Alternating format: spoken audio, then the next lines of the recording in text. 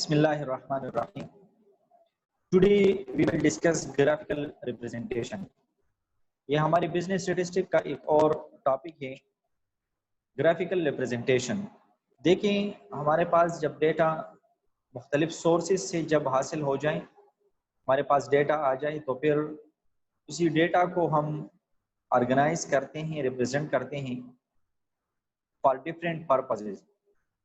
For example, अगर हम किसी फील्ड के लिए या किसी इंडस्ट्री के लिए या किसी भी टेस्ट परफॉर्म करने के लिए हमने जो डेटा लिया होता है, उसी डेटा को हम फिर प्रोसीड करने के लिए रिप्रेजेंट करते हैं। तो उसके लिए हम ग्राफिकल रिप्रेजेंटेशन, हमारे पास एक टॉपिक है कि डेटा को हम ग्राफिकली किस तरीके से रिप्रेजेंट करेंगे। तो इसमें हमारे पास graphical representation is a way of analyzing numerical data. ये इसकी डिफिनीशन है कि ग्राफिकल रिप्रेजेंटेशन किस चीज को कहते हैं। Graphical representation is a way of analyzing numerical data. It exhibits the relation between data, ideas, information, and concepts in a diagram. ये न्यूमेरिकल डेटा को ऑर्गेनाइज करने का, एनालाइज करने का एक ग्राफिकल वे है। इसमें हमारे पास डेटा, आइडियाज और इंफॉर्मेशन के मुतालिक जो कंसेप्ट्स हैं, वो एक डायग्राम में हमारे पास उस रिलेशन को हम क्या करते हैं, एक्सप्लेन करते हैं। It is easy to understand and it is one of the most important learning strategies. देखिए, हमारे पास फॉर एग्जांपल जिस तरह हमने प्रीवियस क्लास में जो डेटा फ्रीक्वेंसी डिस्ट्रीब्यूशन में रिप्रेजेंट किया था, उसी तरीके से हमारे पास अगर कोई डेटा आ जाता है और उसी डेटा को हम रिप्रेजेंट करते हैं in the form of graph, तो उसी डेटा को फिर अगर हम रिप्रेजेंट करते हैं तो वो बड़ा इजी हमें शो होगा, बड़ी आसानी से हमारे पास वो हमें इजीली शो होगा। और कोई भी अगर उसको अंडरस्टैंड करना चाहता है, कोई उसे यूज करना चाहता है, व्यू करना चाहता है, ऑब्जर्वेशन करना चाहता है, तो बड़ी आसानी से वो उसको समझ सकता है कि इस डेटा में हमें कौन सी इंफॉर्मेशन गिवन है। और इसी तरीके से अगर आप उसी डेटा से कोई लर्निंग करना चाहते हैं, तो लर्निंग स्ट्रेटजीज भी बहुत आसानी से आप कर सकते हैं। It always depends on the type of information in a particular domain. अच्छा, हमेशा इसमें हमारे पास एक पर्टिकुलर डोमेन के इंफॉर्मेशन इसमें पड़े होते हैं। पर्टिकुलर डोमेन का मतलब यहाँ पर ये है कि फॉर एग्जांपल इसे हम मुराद लेते हैं पॉपुलेशन। ये हम किसी भी पॉपुलेशन से डेटा गेन कर लेते हैं, तो उसी पॉपुलेशन का डेटा हमारे पास यहाँ पर इसमें मौजूद होता है और उसी पॉपुलेशन के डेटा को हम ऑर्गेनाइज कर सकते हैं। There are different types of graphical representation. Graphical representation के हमारे पास different types हैं। ये कौन-कौन से टाइप के हम graphical representation कर सकते हैं? Some of them are as follow. बस यहाँ पे हम उसको डिस्कस करते हैं। उसमें सबसे पहले हमारे पास आती है लाइन ग्राफ। लाइन ग्राफ्स या linear graphs are used to display the continuous data and it is useful for predicting the future events over time. Line graph में हमारे पास जो कंटिन्यूअस डेटा आती है, कंटिन्यूअस डेटा से मीन ये है कि फॉर एग्जांपल हमारे पास जो टेम्परेचर है या ब्लड प्रेशर है या इसी तरीके से और वेरिएबल अगर हमारे पास आती है, तो इसको हम कंटिन्यूअस डेटा कहते हैं। या फॉर एग्जांपल हम रेंज को कंसिडर करते हैं, क्लास बाउंड्रीज जिस तरह हमने लिया था कि 14.5 से लेकर 64.5, 64.5 से लेकर 84.5 एंड सो ऑन, तो उसको हम कंटिन्यूअस डेटा कहते हैं, जिसमें हमारे पास कोई भी वैल्यू मिस ना हो। सेकंड हमारे पास आती है bar graph. Bar graph is used to display the category of data and it compares the data using solid bars to represent the quantities. Bar graph में हम डेटा को डिस्प्ले करते हैं और उसमें हमारे पास जो डेटा आती है वो सॉलिड बार्स की सूरत में हम क्वांटिटीज को सॉलिड बार की शेप में रिप्रेजेंट करते हैं। अभी आपको मैं दिखाता हूं इस स्लाइड के बाद। Histograms, the graph that uses bars to represent the frequency of numerical data that are organized into interval. Bar graph में हमारे पास सिर्फ न्यूमेरिकल डेटा को हम लेते हैं, हिस्टोग्राम में हम इंटरवल्स लेते हैं। जिस तरह हमारे पास क्लास इंटरवल थी, फॉर एग्जांपल 84 टू 84 हमारे पास, 64 टू 84, इसी तरह 85 टू 104 एंड सो ऑन। तो इसमें हमारे पास इंटरवल्स आती है, तो इंटरवल को हम क्या करते हैं, रिप्रेजेंट, इंटरवल बार्स को हम रिप्रेजेंट करते हैं। Since all the intervals are equal and continuous, all the bars have the same width. तो हमारे पास चूंकि इंटरवल सेम होते हैं, जिस तरह हमारे पास प्रीवियस क्लास में हमने जो इंटरवल्स लिए थे, तो उन इंटरवल्स में हमारे पास क्या आ रहा था, वो इंटरवल हमारे पास किस शेप में आ रहे थे कि सेम 20 हमारे पास विड्थ आ रही थी, हाइट जो हमारे पास थी तो उसमें 20 हाइट आ रही थी। तो हिस्टोग्राम की जितनी भी हमारे पास वो बार होंगे उनकी सेम इक्वल कंटिन्यूअस होंगी, उनकी जो शेप होगी, उनकी जो विड्थ होगी वो सेम होगी। नेक्स्ट है हमारे पास line plot. It shows the frequency of data on a given number line. एक गिवन नंबर लाइन हम लेते हैं और उसमें हम फ्रीक्वेंसी को हमारे पास ये शो करती है। X is placed above a number line each time when data occurs again। तो जब हमारे पास कोई भी नंबर आती है तो हम X को रिप्रेजेंट करते हैं, each टाइम हमारे पास X के जरिए हम इसको रिप्रेजेंट करते हैं। फिर हमारे पास आती है frequency table. The table shows the number of pieces of data that falls within the given interval. Frequency table जिस तरह हमने फ्रीक्वेंसी डिस्ट्रीब्यूशन बनाया था उसी तरीके से ये हमारे पास फ्रीक्वेंसी टेबल डेटा को शो कर रहा है। Circular graph also known as pie chart. Circular graph जिस तरह हमारे पास हम क्या करते हैं, जो डिग्रीज को हम शो करते हैं तो उसके लिए हम सर्कुलर ग्राफ लेते हैं, उसको हम पाई चार्ट भी कहते हैं। There shows the relationship of the parts of the whole. इसमें एज अ होल पार्ट की रिलेशनशिप शो करते हैं कि कितने कितने परसेंटेज हमारे पास कौन सा portion of the circular graph represent करता है। The circle is considered with 100%। पूरे सर्कल को हम 100% लेते हैं and the categories occupied is represented with a specific percentage like 15%, 56 etc। उसमें हमारे पास डिफरेंट कैटेगरीज आती हैं, जिस तरह आप लोग इकोनॉमिक रेशो को अगर चेक करते हैं या जितने रेशो को इकोनॉमिक रेशियो को आप लोग चेक करते हैं तो ये तमाम हमारे पास सर्कुलर ग्राफ पाई चार्ट में रिप्रेजेंट होती है। नेक्स्ट वन हमारे पास है stem and leaf plot. Stem and leaf plot, in stem and leaf plot the data are organized from least value to the greatest value। इसमें हम least value से start करते हैं, 0 से स्टार्ट करते हैं और greatest value तक हम जाते हैं। The digits of the least place values from the leaves and the next place value digit from the stem। अब जो हमारे पास least place है वो leaves फॉर्म करते हैं और जो next place हमारे पास value आती है वो क्या करती है, stem फॉलो करती है। तो जिस तरह एक stem में बहुत leaves होती है तो जो least values होती है वो leaves को रिप्रेजेंट करते हैं और जो नेक्स्ट डिजिट वैल्यू होती है वो स्टेम को रिप्रेजेंट करता है। Box and whisker plot. The plot diagram summarise the data by dividing into 4 parts. Box and whisker shows the range, split and the middle median of the data. ये data को 4 part में distribute करता है, मतलब हमें इसका middle show करता है कि इसका मिडिल कितना है और इसका मीडियन हमें रिप्रेजेंट करता है कि इसका मीडियन कितना है। कल से हम चला वो पढ़ेंगे मीन मीडियन और फिर आप लोगों को पता चलेगा कि किस तरीके से हम मिडिल पॉइंट फाइंड करेंगे और किस तरह मीडियन पॉइंट को फाइंड करेंगे। ये हमारे पास टाइप्स ऑफ ग्राफिकल रिप्रेजेंटेशन है। यहाँ पर देखें हमारे पास जो बार ग्राफ है, ये बार ग्राफ जो है यहाँ पर ये बार ग्राफ इसी तरीके से हमारे पास ग्राफ है और इसमें हम बार को लेते हैं और बार ग्राफ हमें रिप्रेजेंट करते हैं।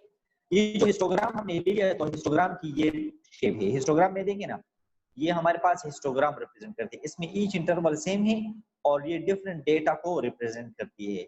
फिर फ्रीक्वेंसी टेबल हमारे पास आ गई, तो ये हमारे पास फ्रीक्वेंसी टेबल है। Rules of France, let's suppose rulers of France को उन्होंने क्वेश्चन लिया है, ये ईयर्स लिया है 1 to 15, 16 to 30, 31 to 45। Each class interval हमारे पास 15 हेड विड्थ है, इसकी हाइट या विड्थ। फिर टेली आ गई, जिस तरह हमने उस टाइम टेली किया था तो ये टेली आ गई हमारे पास और ये हमारे पास फ्रीक्वेंसी आ गई। तो आप लोग टेली में और फ्रीक्वेंसी, हमारे पास फ्रीक्वेंसी डिस्ट्रीब्यूशन या फ्रीक्वेंसी टेबल इसको बोलते हैं। नेक्स्ट हमारे पास सर्कल ग्राफ, इसको हम पाई चार्ट भी बोलते हैं। तो ये हमारे पास सर्कल ग्राफ है। टोटल हमारे पास 100% है, ये 45% का ये पोर्शन है, इसी तरह के 22% ये है, नहीं 15% ये है, 6% ये एंड तो ये कुल मिला के अगर हम इन दोनों को ऐड करें तो ये हमारे पास कितनी बनती है, 100% बनेगी। इसके बाद स्टेम एंड लीफ प्लॉट है इसका। अच्छा, ये हमारे पास है लाइन ग्राफ। लाइन ग्राफ में हमने कहा कि used to display the continuous data, इसमें कंटीन्यूअस डेटा आती है। तो देखिए ये हमारे पास लाइन ग्राफ है, जिस तरह मैंने आपको बता दिया कि टेम्परेचर या फॉर एग्जांपल हम लेते हैं ब्लड प्रेशर, तो ये देखें 20 से स्टार्ट हो गया, ये कंटीन्यूअस वैल्यूज हैं। कंटीन्यूअस का मतलब है कि इसमें कोई तोड़ नहीं आती, ये कंटीन्यूअसली इसी तरीके से शो हो रही है। नेक्स्ट हमारे पास है लाइन प्लॉट। लाइन प्लॉट हमारे पास ये है लाइन प्लॉट। एक लाइन को देखिए, एक लाइन हमने ड्रा कर दिया और जो नंबर जितने टाइम देखिए 2 टाइम रिप्रेजेंट हो रहा है, तो हमने 2 के ऊपर 2x लगा लिए। 3 हमारे पास 3 टाइम रिप्रेजेंट हो रहा है। 4 हमारे पास 1 टाइम रिप्रेजेंट हो रहा है तो 1x से रिप्रेजेंट करते हैं। 5 हमारे पास रिप्रेजेंट हो रहा है 5 टाइम, 6 रिप्रेजेंट हो रहा है 3 टाइम, 7 0 टाइम और 8 1 टाइम और 9 हमारे पास 4 टाइम। तो जो डिजिट हमारे पास जितनी नंबर ऑफ टाइम रिपीट हो रहा है, रिप्रेजेंट हो रहा है, तो उसको हम क्या करते हैं, उतने नंबर ऑफ एक्सिस से हम इसको रिप्रेजेंट करते हैं। नेक्स्ट हमारे पास यहाँ पर है स्टेमिन लीफ प्लॉट। तो ये स्टेमिन लीफ का ये है, स्टेमिन है 0 1 2 3 4 5 6 और ये हमारे पास लीफ बनते हैं। स्टेमिन है 0, तो हमारे पास लीफ इसके आ रहे हैं 1 1 2 2 3 4 4 5 8, 1 का है 0 0 1, इस तरह 2 का है, 3 का है, 4 एंड सो ऑन। तो ये हमारे पास क्या आ रहा है, ये हमारे पास स्टेमिन लीफ प्लॉट का डायग्राम है। और लास्ट में हमारे पास है बॉक्स एंड वेस्कर प्लॉट। तो ये हमारे पास बॉक्स एंड वेस्कर का प्लॉट है कि इसमें इसको वैल्यू को हम क्या करते हैं, बॉक्स में रिप्रेजेंट करते हैं, ये इसका मिड वैल्यू है और ये इसका मीडियन वैल्यू है। अब इन चीजों को हम किस तरीके से कैलकुलेट करेंगे, तमाम चीजें जो हमारे पास आ रही हैं, तो इन तमाम चीजों को हम कैलकुलेट किस तरह करेंगे, तो इसके general rules for graphical representation of data. तो ग्राफिकल रिप्रेजेंटेशन ऑफ डेटा के लिए हमारे पास ये जनरल रूल्स हैं। देखिए अब आप लोग इसको फिर फिलहाल समझ ले, जब हम प्रैक्टिकल डेटा लेंगे और उसको हम रिप्रेजेंट करेंगे, फिर आप लोगों के ज़हन में ये तमाम चीजें बैठेंगी। अब आप लोग इसको समझ लें कि कौन कौन से हमारे पास ग्राफिकल रिप्रेजेंटेशन के मेथड हैं और किस तरीके से हम इसको रिप्रेजेंट कर सकते हैं। अच्छा, general rules for graphical representation of data. There are certain rules to effectively present the data and information in the graphical representation. They are number one, suitable title. Make sure that the appropriate title is given to the graph which indicates the subject of the presentation. सबसे पहले आप लोग जो graph में represent करते हैं, let's suppose यहाँ पर, तो आप बार ग्राफ का इसको टाइटल देंगे या हिस्टोग्राम का टाइटल आप देंगे या फ्रीक्वेंसी टेबल का आप सूटेबल इसको क्या करते हैं, टाइटल देंगे। सेकंड हमारे पास है measurement unit. Mention the measurement unit in the graph. अब यहाँ पर देखें, फॉर एग्जांपल ये बार ग्राफ हम लेते हैं, ए के लिए हम जो बार ग्राफ लेते हैं, लेट्स सपोज हमारे पास कोई डेटा आ गई है, कहीं से हमारे पास डेटा गेन हो गई है, अब उसको हम रिप्रेजेंट करते हैं। अब इस डेटा को अगर हम देखें तो हमारे पास लोएस्ट है 400 और जो हाईएस्ट है वो तकरीबन 750 तक हमारे पास शो हो रहा है। अब इस डेटा को हम ऑर्गेनाइज करेंगे किस तरीके से, हम लेट्स सपोज ये हमारे पास स्केल आ रही है तो 0 से लेकर 800 तक है, तो हम इसको डिवाइड करेंगे। ईच 200 वैल्यूज को हम रिप्रेजेंट करेंगे विद 5 सेंटीमीटर। लेट्स सपोज ये हमारे पास 0 to 200 या 5 सेंटीमीटर ये है, फिर 200 to 400 5 सेंटीमीटर ये है, 400 to 600 5 सेंटीमीटर ये है, 600 to 800 5 सेंटीमीटर ये है। इट मींस कि ये हम टोटल जो बार ग्राफ रिप्रेजेंट करते हैं ये 20 सेंटीमीटर में रिप्रेजेंट कर रहे हैं। कितने में? 20 सेंटीमीटर में। अब अगर हमारे पास 400 सेंटीमीटर आ रहा है वैल्यू, तो हम इसको लेट्स सपोज हम इसको क्या करते हैं, 420 लेट्स सपोज आ रहा है या 450 आ रहा है, तो हम सेंटीमीटर में इसको कैलकुलेट करेंगे। तो नेक्स्ट आपका है कि मेजरमेंट यूनिट, कि आप ग्राफ में उसको मेजरमेंट यूनिट को मेंशन करें कि किस मेजरमेंट यूनिट में आप इसको कैलकुलेट कर रहे हैं। नेक्स्ट आ रहे हैं हमारे पास proper scale. To represent the data in an accurate manner choose a proper scale. तो इसके लिए यूनिट तो हमने रिप्रेजेंट किया कि फॉर एग्जांपल यूनिट हम सेंटीमीटर लेते हैं। अब प्रॉपर स्केल हम सिलेक्ट करते हैं, तो प्रॉपर स्केल हम लेते हैं कि 0 से लेकर फॉर एग्जांपल 10 सेंटीमीटर और ये हमारे पास 0 to 800 सेंटीमीटर है, और 800 जो भी है हम उसको किस चीज में कन्वर्ट करते हैं, सेंटीमीटर स्केल में कन्वर्ट करते हैं। Index the appropriate colours, shade, line, design in the graph for better understanding. इसमें डिफरेंट कलर्स और शेड, देखिए ना कलर्स हम यूज कर रहे हैं, डिफरेंट शेड। अब देखिए इसको अगर हम कलर न करें, शेड न करें, तो हमारे पास सिर्फ डिफरेंट पोर्शन आएंगे। अगर हम इसको डिफरेंट कलर से रिप्रेजेंट करते हैं तो each and every colour different portion को रिप्रेजेंट करेगा। Data sources include the source of information where it is necessary at the bottom of the graph। देखिए अब यहाँ पर अगर आपके पास जरूरत है कि आप कहते हैं कि ये डेटा कहाँ से हमने हासिल किया है, तो अगर जरूरत है तो आप बॉटम में उसको रिप्रेजेंट करें। Keep it simple, construct a graph in an easy way that everyone can understand. देखिए ना अब यहाँ पर आप लोग लेट्स सपोज इसको देखिए या यहाँ पर देखिए सर्कल ग्राफ को देखिए, तो इजीली ये कंस्ट्रक्टेड है। इसमें देखें 45% जो येलो कलर रिप्रेजेंट कर रहा है, ये जो भी चीजें ये रिप्रेजेंट कर रहा है कि इसका पोर्शन सबसे ज्यादा है। सेकंड नंबर पर हमारे पास इसमें आती है कि 22% जो रेड ब्राउन कलर जो आ रही है इसकी परसेंटेज है। थर्ड नंबर पर हमारे पास जो आती है वो है 15%, ये ब्लू कलर की। फोर्थ नंबर पर हमारे पास 12% की, और लास्ट में तो सबसे जो लार्जेस्ट पोर्शन है वो 45% है और सबसे जो स्मॉलेस्ट पोर्शन है वो ग्रीन 6% है। तो तो आप शेडिंग और कलरिंग करेंगे तो आपके पास वो बेस्ट तरीके से आप इसको क्या करते हैं, एवरीवन इसको इजीली अंडरस्टैंड करेगा। लास्ट वन जो रूल है हमारे पास वो है need, choose the correct size, lettering, colors, etc. in such a way that the graph should be a visual aid for the presentation of information. अब देखिए ना, आप लोग जो लेते हैं तो नंबरिंग, कलरिंग, शेडिंग, आप लोग साइज एक्यूरेट ले लें तो आपका जो ग्राफ रिप्रेजेंट होगा वो करेक्टली और इजीली हर एक को अंडरस्टैंडेबल होगा। अब यहाँ पर हमारे पास कौन कौन से हम ग्राफिकल फ्रीक्वेंसी डिस्ट्रीब्यूशन है। Generally frequency distribution are represented in 4 methods. आमतौर पे जो फ्रीक्वेंसी डिस्ट्रीब्यूशन हमारे पास होती है, histogram, smooth frequency graph, pie diagram, cumulative ogive frequency graph और फ्रीक्वेंसी पॉलीगॉन। तो फ्रीक्वेंसी पॉलीगॉन का हम एक एग्जांपल उठा लेते हैं कि हम फ्रीक्वेंसी पॉलीगॉन में किस तरीके से डेटा को रिप्रेजेंट करेंगे। फॉर एग्जांपल हमारे पास कहीं डेटा मौजूद है तो हम फ्रीक्वेंसी पॉलीगॉन में इसको कहां से उठा सकते हैं। Simple example for frequency polygon.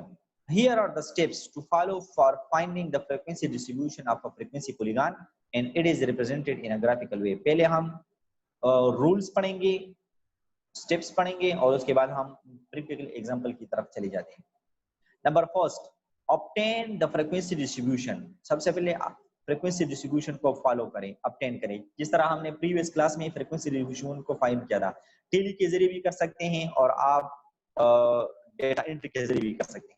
And find the mid points of each class interval. Each class interval के मिड पॉइंट को फाइंड करें। मिड पॉइंट को किस तरीके से फाइंड करेंगे, मुझे जल्दी से जवाब दें, शाबाश। मिड पॉइंट को हम किस तरीके से कंस्ट्रक्ट करेंगे जी?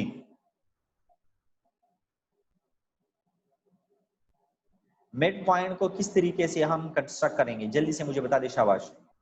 How can we construct mid point in a frequency distribution?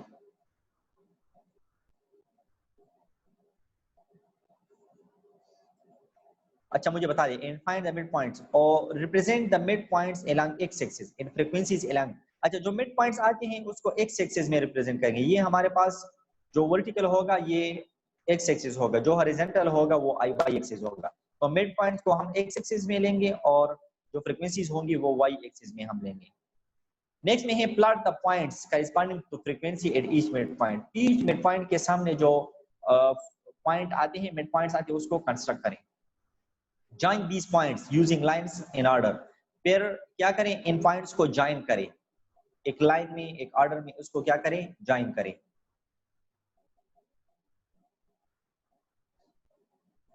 To complete the polygon, join the point in immediately